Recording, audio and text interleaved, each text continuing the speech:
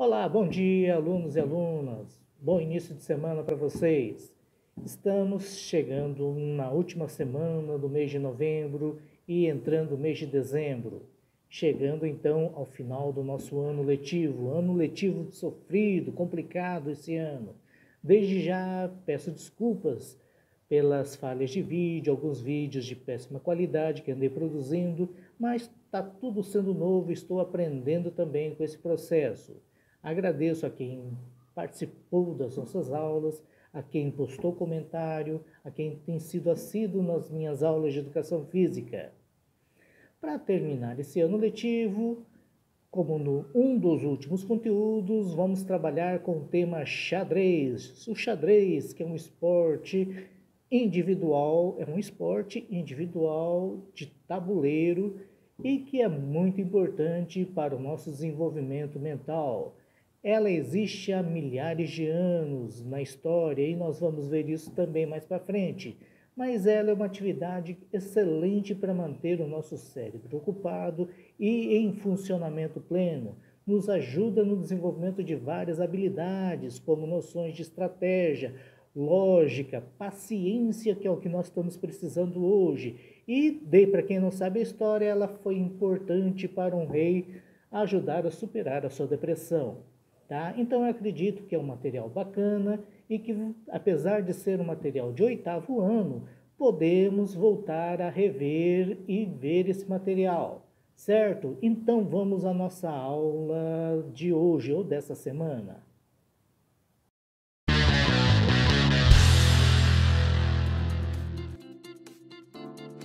Como jogar xadrez? Um guia completo para iniciantes.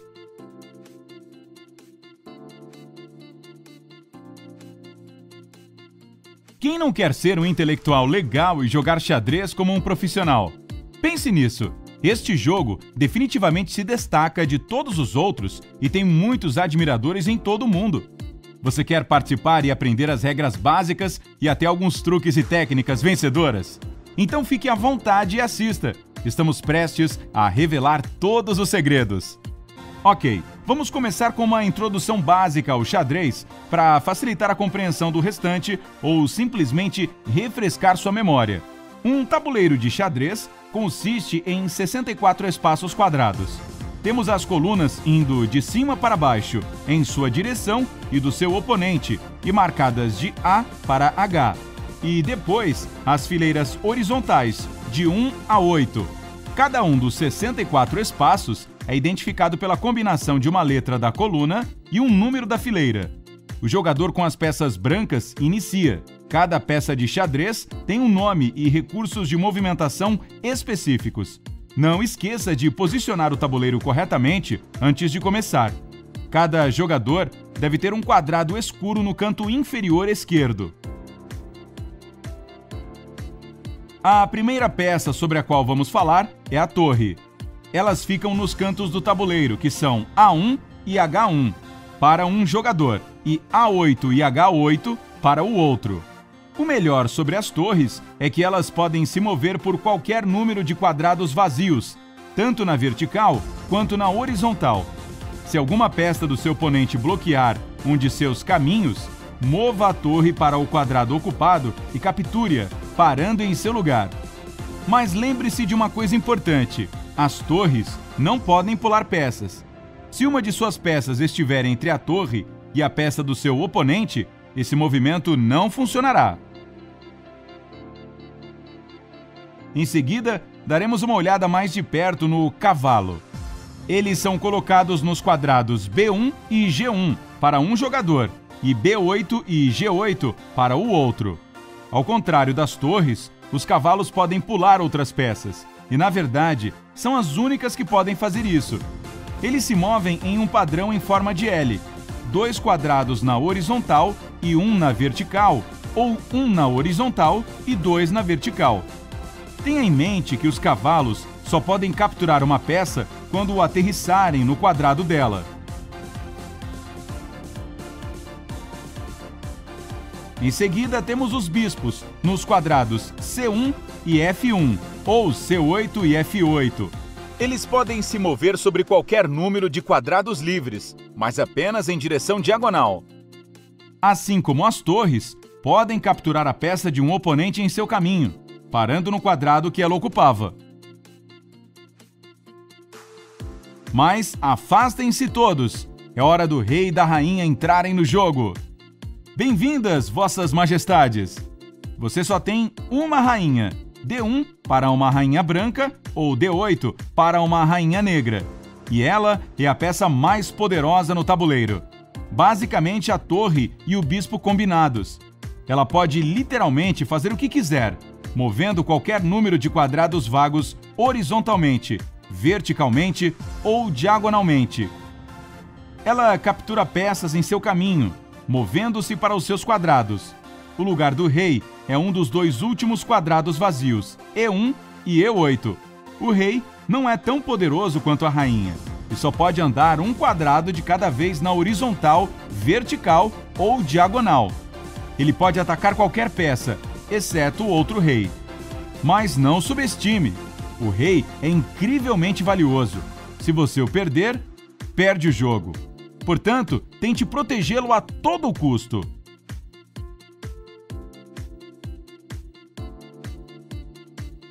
Finalmente, temos uma fileira inteira de peões para proteger suas outras peças. Eles ficam nas fileiras de A2 e H2 para um jogador e de A7 para H7 para o outro jogador. Os peões andam um quadrado para a frente com uma exceção. Na primeira vez que se movem, podem avançar 1 ou 2 quadrados, mas nada mais depois do primeiro movimento. Apenas um quadrado de cada vez, todo o resto do jogo. Há um ponto negativo nos peões. Se a peça do seu oponente estiver diretamente em frente dele, você não poderá movê-lo para frente, nem capturar o adversário. Fale de inconveniente, certo? A única maneira do peão capturar outra peça é na diagonal, sempre movendo-se uma casa.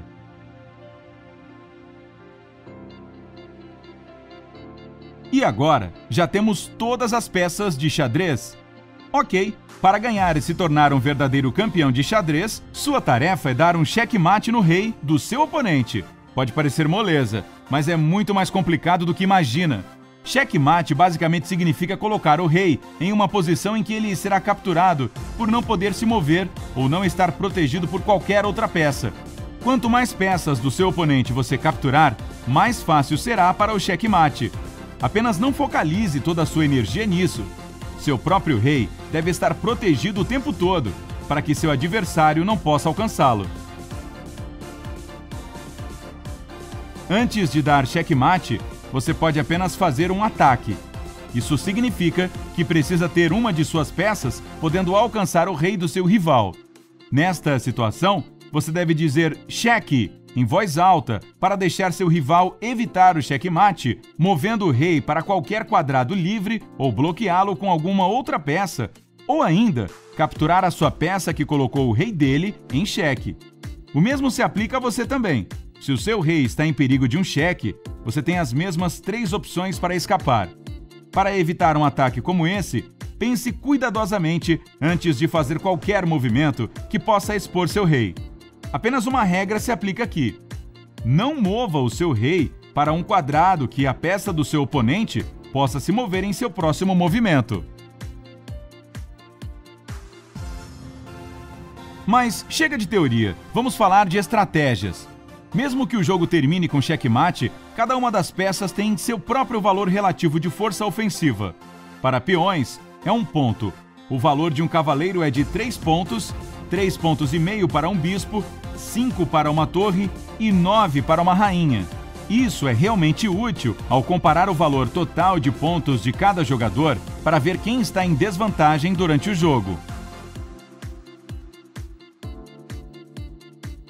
O mais importante é conhecer os pontos fortes de qualquer peça.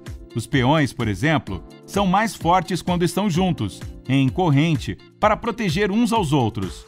Tente mantê-los assim, a menos que você veja uma incrível oportunidade de fazer um grande movimento estratégico.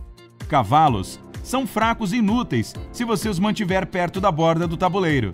Eles podem controlar até 8 quadrados, mas quando você os coloca perto da borda, esse número é cortado ao meio.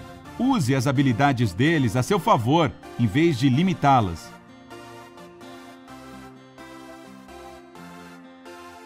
Os bispos são mais fortes quando estão em longas diagonais. Eles podem controlar mais quadrados. As torres têm mais poder em campo aberto. Tente posicionar suas torres em colunas e fileiras. Elas também podem ser muito úteis na 7ª fileira para as brancas e na 2ª para as pretas, mas somente se o rei do seu oponente estiver em sua posição inicial.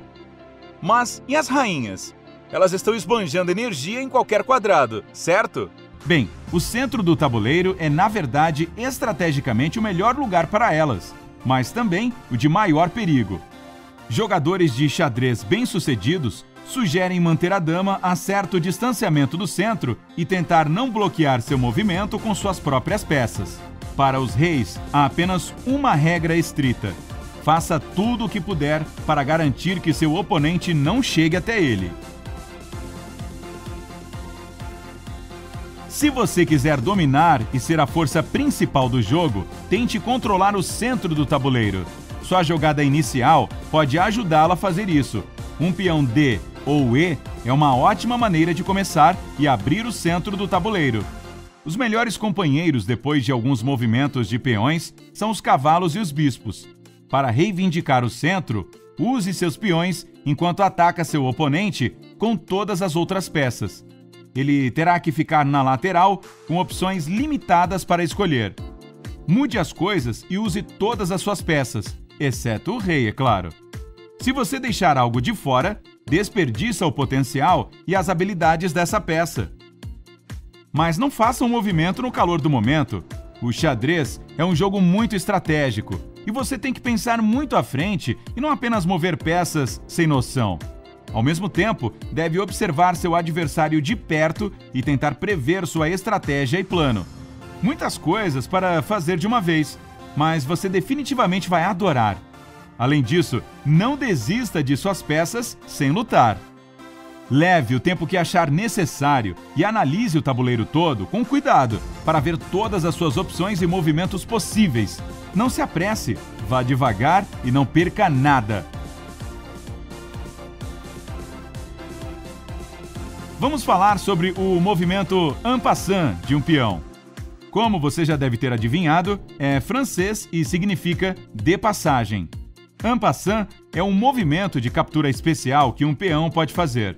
Se você está jogando com o branco, seu peão deve estar na 5ª fileira e o preto na 4ª. Para você capturar en passant, o peão do seu oponente deve mover 2 quadrados para a frente e aterrissar próximo ao seu peão.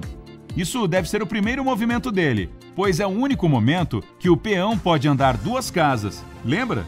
Então, se isso acontecer, você pode mover seu peão para a frente na diagonal, para o lado onde está o peão do seu oponente, e fazer a captura ao passar. Mas isso tem que ser feito imediatamente, ou você perde sua chance. Há mais movimento de peão chamado promoção de peões. Se ele alcança até o lado mais distante do tabuleiro, que é a 8ª fileira para o branco e a 1ª para o preto, ele deve imediatamente ser promovido a qualquer outra peça, exceto o rei. O melhor é promover seu peão à rainha, mas uma outra torre, bispo ou cavalo também não será nada mal.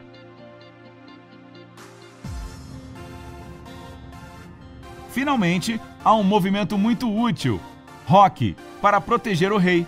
É usado para tirá-lo do meio, onde está mais exposto ao perigo. Para fazer o roque, mova seu rei 2 quadrados em direção a qualquer torre, e então a torre passa pelo rei, ficando no quadrado ao lado dele. Lembre-se de que não pode haver peças entre a torre e o rei. Além disso, o rei não deve estar em xeque, e tanto ele quanto a torre têm que ser peças que ainda não fizeram um único movimento no jogo. Se todas essas regras se aplicarem, você pode, com confiança, fazer o movimento roque.